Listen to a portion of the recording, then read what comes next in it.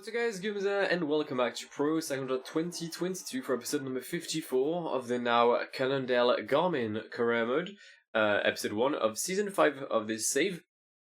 Before we start, we're on 12th of January, the season started on the 10th, I've actually recorded everything until the 20th of January, and then during the edit I realized that OBS didn't record my mic, so I had to redo everything. However, my weekly save is on the 12th of January, not before, because otherwise I would have to put every new race back in the calendar. Speaking of new races, we've got plenty, starting with the first race of the season, the Route of the Gold Rush, which is a Grand Tour based in the west coast of America that replaces last year's Oceanian Tour. So just like last year, it's a Grand Tour to start the season. It's quite fun, it's better than just doing Willunga Hill and winning it. When it comes to the rest of the month, not much changes, except the Vuelta a Catalunya, which is replaced by the Tour of Equatorial Guinea. Again, don't ask me why, it was just fun. Moving on to the month of April and May, there is a change on the Ronde of Vlaanderen, which becomes a race between Brugge and Roubaix. So that should be fun, I hope, at least. The Tour of the Fjords is still here, but it's back to the Romandy version of it. Frankfurt has changed, it's a new classic, but I've kept the name if you want Frankfurt because I couldn't care less. The Giro is now a race based in the former Yugoslavia, starting in Dubrovnik and ending in Sarajevo. So I hope it could be quite interesting. It's not the only Grand Tour that changed, because actually every Grand Tour has changed. We'll see the Tour de France very soon, but the Dauphiné became Kypro ti Rhodo, which is basically Cyprus to Rhodos. So it's based in Cyprus and Greece. We've got Mount Olympus, should be quite interesting. The Tour de Suisse has also changed. It is now the Trans-European Tour, and it starts in Lodz and it finishes in Baghina Basta. No mountain on this tour, so maybe a chance for some riders to win the Tour de Suisse, such as Stefan Kung. The Tour de France has also changed. It is now called the Hannibal Race, and it starts in Cartagena. It'll go in Spain for a week, then it'll go to France for a week, and then it'll go to Italy for the final week, ending in Cannondale. So again, should be quite interesting. I wanted to have some new faces, new things in the sport. The Tour de Poland has also changed. I can't care less. I'd never do it, but maybe this time I will, because it's now the Tour of Romania. And we've got some mountain stage. We even have stages with question marks in the name. European Championships have changed. This is a version in Arambert. This is a version somewhere in Europe. The Vuelta is not the Vuelta anymore. Say hello to the Mitteleuropa Rundfahrt, sorry. Starting in Riga, Latvia, and then, well, it's just in the middle of Europe, if I'm honest. Only 2 mountain stages. One between Kufstein and Meyerhoffner, and the other one between Rothenburg and Notch-Rivas. It finishes in Berlin. So I'm looking forward to this one. Matteo Jensen will be my leader, just so you know it. Actually, no, I don't think he is. Maybe Kevin Vermarker. Quebec has been replaced by the East Coast Classic, taking place in Baltimore, and the Montreal has been replaced by the West Coast Classic, taking place in San Francisco. Finally, we've got changes in the World Champs, because both World Championships will take place in La Planche de Belfi, with the ITT at La Planche, and also crossing the Planche 6 times for the road race. And finally, in Lombardia has been replaced by a Classic in Greece. The last thing that has changed, except from our sponsor name, is 2 teams. We've got David Salmon Lotto back in the sport. Some of you guys wanted in the comments that I bring some historic teams. I needed a team to replace Lotto Destiny because they've been there since day one. And I couldn't find an interesting Belgian sponsor. Like, I think the best one was Flandria, but their jersey was very similar to Lotto Soudal's. So I went with David Salmon Lotto. It's 2004, historic team. So yes. And we've got Once as well, who enters the sport to replace Orbea, to replace Movistar there. I don't know, I just felt like a Spanish team. It's either Once or Kelme, and I went with Once. And with that out of the way, let's go for some stages of the Route of the Gold Rush.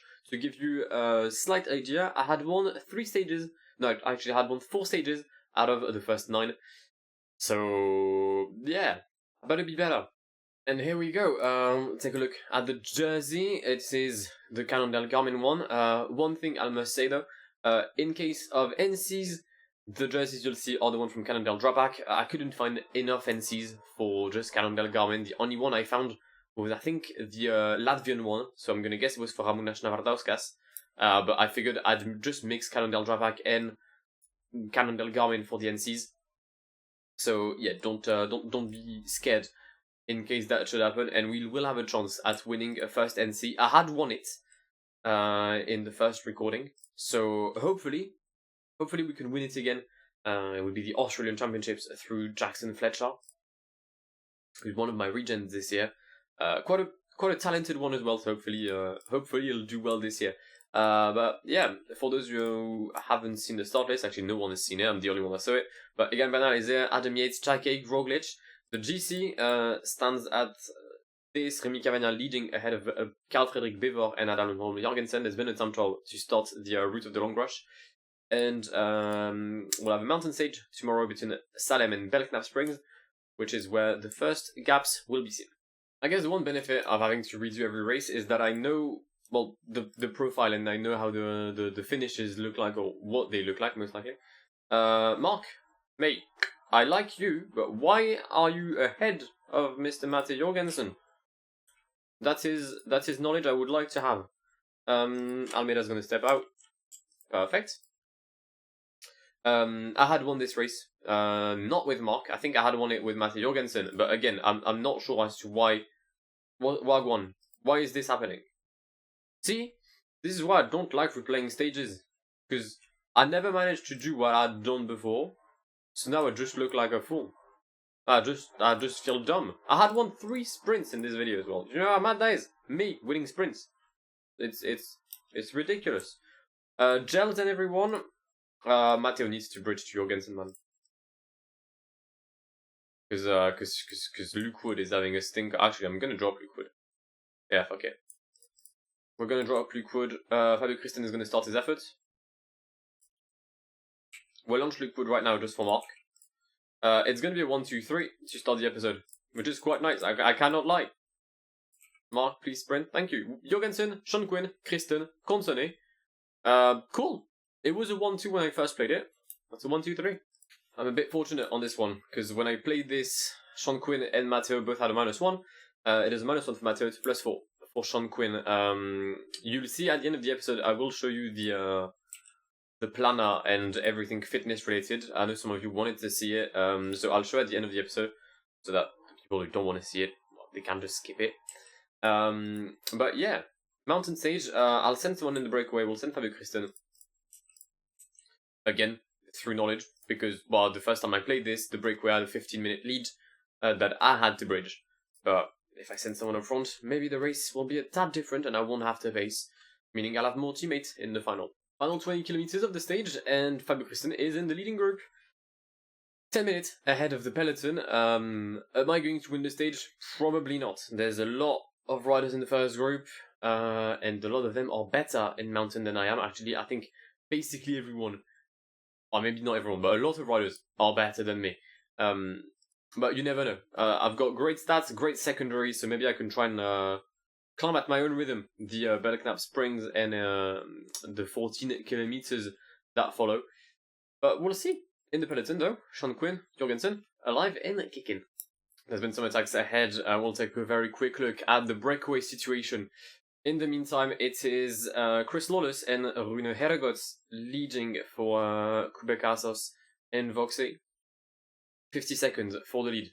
It is Giovanni Carboni ahead of Leo Vincent, Oscar Cabedo, and then myself with Fabio Christen. We decided to attack from this group because I figured there was no real point staying in a group that didn't pace, or at least that was getting dropped by the second. Hannes Almeida is going to get dropped soon as well. I'll have Jorgensen protect Sean Quinn ASAP to try and maximize the +4 of Mr. Sean. Carboni is going to take the stage at the Belknap Springs. Cabedo Leo Vincent will potentially fight for second, even though Jan Christen has made a slight comeback. We're actually going to stay in his wheel and recover energy. Meanwhile, peloton 4 kilometers away from the summit. We're still looking quite good. Jan Christen, but we're going to get dropped by Oscar Cabedo. It's a great finish, very, very nice under a tunnel. Similar to the Monte Zoncolan, except that it's not in Italy, it's not narrow and it's not steep. Apart from that, it's basically the same climb. Actually, Christen takes P2 today. Well done to him. For the peloton, it is going to be Egan Bernal taking the dub. Actually, no, it's Sanchez Mora. Who are you? Okay, well, we'll say Yates Bernal and P3 for Sean Quinn. Very nice. Back to the sprints. +3 for Mark, +3 for Riley Pickrell. I had won the stage. Can we do it again? I don't know. And there's a real fight for position here heading into Ontario. Not the state, but the town, I believe, of Ontario. I'm not sure because I haven't checked the roadmap, but I don't think Ontario is, first of all, a town. I think it's a state. And also, I don't think it's this deserty looking. I think that there's more at least snow or something, but not really sand or landscapes similar to the one you can find in the Down Under. But let's move on from this geography lesson and head into the sprint. Early launch for Orluis Aular and Tord Gudmestad for Mats Pedersen here. Riley Pickrell is going to wait. There goes Riley Pickrell a bit. I know I've lost the momentum given by my lead out Luke Wood, but it's easy for Mark Cavendish to take the stage today in Ontario. Get in there. Yet another sprint stage, +5 for Mark and Riley. Looking good. Looking good. Why is Jorgensen stuck top right? Am I done? Where's Matteo? Okay, now we're good. Yeah, as I said, more sprints between Boaz and Gooding, famous for their singer, Ellie. We'll try to go for the back-to-back with Mark Cavendish. Heading into the final 5 kilometers here in Gooding, I'll put Christian to the side. I think we've got a very good train so far. Lizano Lukewood really doing well for us in this start of the route of the Gold Rush. As Lukewood now starts his effort, I'm gonna get. I thought I was gonna get blocked by probably Orluis Aular. There goes Mark against Mats Pedersen. It's a win for Mark Cavendish. Back to back for the Manx Missile. He's 41. 41 is also the amount of wins he attempts at winning this year. And the win will be in the breakaway. Fletcher or Robinson for the Aussie title. The first one of their career, no matter who wins. The first one for Cannondale. And I think it would be my first ever Aussie title as well. We'll use the gel on Jackson Fletcher. I'm a lot better than this Robinson. Donny will take his wheel. I know there's a bit of a hill coming up in the left corner. And that's where I need to make the kick. Jackson Fletcher, on the right-hand side of the road, defeats Mr. Robinson. And he claims his first ever professional win. And we have our first NC of the season. Jackson Fletcher leads Liam Robinson. And P3 will be a very, very well-fighting Damien Lee. Get in. More sprints in America. Mark with a +5 again. Riley with a +5 again. Let's go. So, I was making the thumbnail. And I forgot that I had the stage in ×8. It's a win for Phil Bauhaus today. Nice. Hilly stage. Today, +5 for Mark. And interestingly enough, this is the last stage I had won with Mark Cavendish in the first attempt at recording. If I can win it again, that's great. Because it was a very difficult stage to win. But we had done it. I had sent someone in the breakaway. It hadn't worked out. I'll send someone in the breakaway. Actually, no, I won't. We'll try and maintain everyone alongside Sean Quinn and Fabio Kristen. Because, well, I mean, no, actually, Mark Cavendish and Sean Quinn. Because they're my two main riders so far in this stage. And we'll try and keep Matteo Jorgensen as well at bay. Because he could be quite crucial in the upcoming stages. We are in the final hill, the Cascade Springs. It's a struggle. It's a struggle with Mark, but I think I may make it, and I'm pretty sure actually the rhythm was a lot less intense than it was the previous time, because I think everyone in my team is going to make it, even Riley Pickrell, even Aaron Nizzano, literally everyone will make Cascade Springs, which is still 2,500 meters, which is quite massive. A 2,500 meter mountain. That could be your highest point on the Tour de France, for example, if you're not going to like the Galibier. Well, today it's not even the highest point of the stage because you had the Guardsman Path heading, I think, at 3,000. I can't see it, but I'm pretty sure it was 3,000. But yeah, Mark Cavendish has made it with everyone, and we're gonna have a mass sprint. It's a crash. Juanes Almeida. He brought one. Oh, he brought Adam Yates with him. Anes. See, that's the kind of teamwork I'm. Oh no, I thought it was a DNF for Yates. But that's the kind of teamwork I'm looking for. We've gone for a kick over the hill here with Aronizzano, meaning that with 10 kilometers left, it is a group of 106 riders at the front, fighting for the win in Provo. I think Mark has what it takes to claim yet another win. Here's Rune Eregot going for an attack, unsure as to why. But if you want to lead me out, mate, do your thing. 4 kilometers left. Fabio Christen is going to go 99. Riley Pickrell in the wheel, Mark Cavendish in the wheel, then Sean Quinn and Matthew Jorgensen. There's the Portuguese champion here, that's Rui Oliveira, trying to do something. We're going to gently dispose of him.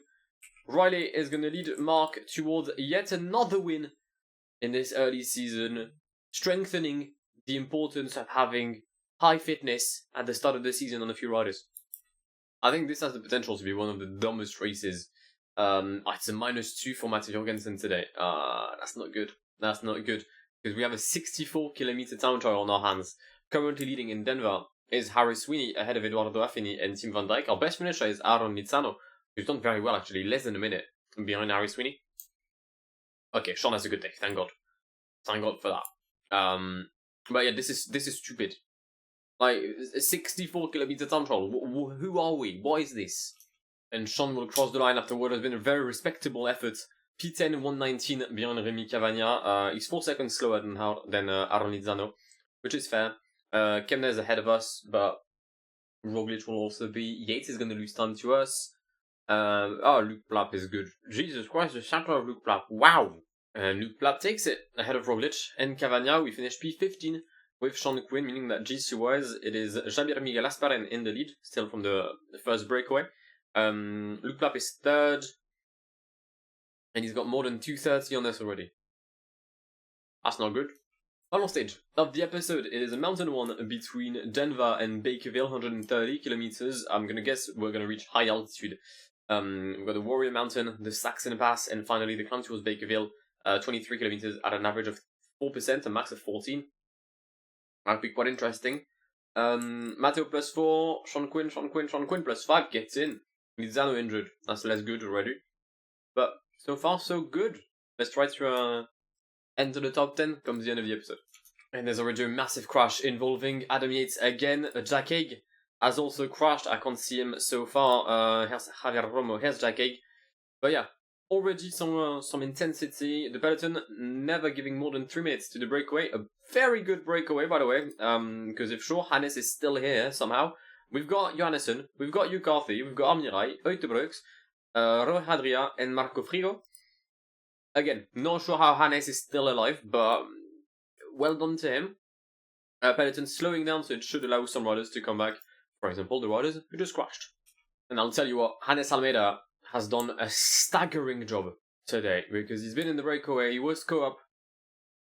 I dropped him back to the peloton, and now he's alive, helping Matthew Jorgensen and Sean Quinn.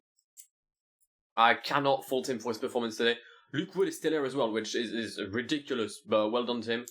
He won't do anything today. But I just needed to point out the fact that Luke Wood is still in the finishing group with 4 kilometers left at a climb that is 3,700 meters above sea level. That's nuts. That's ridiculous. I don't think there's a single climb in Europe that's cyclable that's at this height. If so, I need to know where. But it's a very strong rhythm put by Matthew Jorgensen at the front. Sean Quinn, Rota, Yates. We've got a lot of riders. We've got 21 riders to be exact. Come on, Matteo. They're going to try and push it even further. I'll increase the rhythm on Sean Quinn just to make sure. 800 meters to go. Sean Quinn versus Mr. Simon Yates. Yep, Simon Yates, that is. Sean Quinn, untouchable in Bakerville. I didn't think I'd win. Did not think I'd win this one. Jorgensen claims P2. Bernal, Roglic, Johannesson. Wait, how? I'm already 3 minutes behind Roglic. That's ridiculous. Where's Luke Plapp? Oh, Luke Plapp took an L. Luke Plapp took a massive L. All the gap he had, all the lead he had, is now gone. Heading into the podiums then comes the end of the first 10 stages of the Route of the Gold Rush. Sean Quinn took the stage today in Bakerville ahead of Matthew Jorgensen, making this yet another 1-2 for Cannondale Garmin. GC-wise, it means that the leader is still Javier Miguel Asparren ahead of Primoz Roglic, Lenny Kemna. Sean Quinn has moved up to P4 with Adam Yates, Luc Plapp, Leo Vincent, Remy Cavagna, Mathieu Jorgensen, and Simon Yates running up the top 10. When it comes to the best climber classification, that leads to Tobias Haaland Johannesson ahead of Yuri Filosi and Gonzalo Serrano. The best sprinter is Phil Bauhaus with Mark Cavendish lurking in P2, and had I not forgotten about the sprint, I would have been P1. And the best young rider is Ben Turlet ahead of Raul Garcia, the best team being Liquigas. We are P3 so far, which is quite nice. On the way for the Aussie Championship, 255 kilometers today. I'd love to get at the front with Fletcher. Please, oh come on, man. Just please let me through. Fucking Scott Sinclair and Damien Howson. Tricks. We'll try and reach the breakaway here with Clan Campbell. We've got Scott Sinclair in our wheel, Mitchell Robinson, Jack Lee, no, Damien Lee probably, Modit, Remy Kavanagh. That's definitely not it. That's definitely Ryan Kavanagh though. But yeah, so the way I played it in the first try, I just attacked and I won. That's what happened, yeah. It's an interesting race, 44 kilometers left, and I must say, the peloton has come back. The gap was 40 minutes, about 30 kilometers ago. The gap is now 18. So, on paper, good comeback. The one thing is, it's not a peloton, it's a group of 6, and it's just the favourites, so I figured that they may not work together. At least I hope they don't. I'm scared about going now, because I think if I attack now, I'll drop the rest of the breakaway, that's for sure. It's weird, because I'm not sure I can make it to the end, though. That's my worry. My worry is that I can't make it to the end. Before wrapping the episode up, let me just show you the planner and the objectives ahead of this season. So, as every season, I manually plan and fly the entire season. And as you can see, all my riders here have distinctive race schedules. They're racing by groups, not by riders. So like you'll find at least 6 riders always together throughout the season. Like everyone that's doing Fjord is doing the Giro, they're doing the Tour de Suisse. It's just the way it goes. But yeah, so I figured I'd show this because a lot of people wanted to know how it looked like. And it means that rider-wise, we also have a very similar idea. Everything is planned, no more than 5 objectives per rider, unless it's a rider I don't really care about. But if we take a look, for example, at Mark, who's currently in his fitness peak, you can see that his first fitness peak is the route of the Gold Rush, then he'll have Milano-San Remo and the Equatorial Tour, massive break until the Tour of Romania, and then he'll finish strong in the Great Tour of Guangxi, which will be his final race. Some of the races he will be on, he doesn't have a fitness peak on it. That's the case of like the West Coast Classics, Tour of Oman. But that is basically how I plan my entire season. If we take a look at the planning of Lenny Martinez, for example, he's got Tirreno, Giro d'Italia in shape. He's got the Tour of the Fjords, well, Romandie technically, but he's not going to be in shape for that one. At least I don't want him to be. And then finishing with the Tour de Suisse until the September Classics and the World Champs, which I haven't added yet. But basically, that is my way of planning fitness. And rule of thumb, never have more than 70 race day for a rider. I think the only one that has 70 this year is Jules Suter, who's on 72, but that will change very, very shortly. Nevertheless, that is where we're going to wrap up this first episode of Season 5, or episode number 54, if you've been following since the very start. I hope you've enjoyed the episode, I hope you enjoyed the new team, I hope you enjoyed the new races as well. Let me know, give me some feedback in the comments, and I'll see you in the very, very near future. My name is Guillaume, have an amazing day!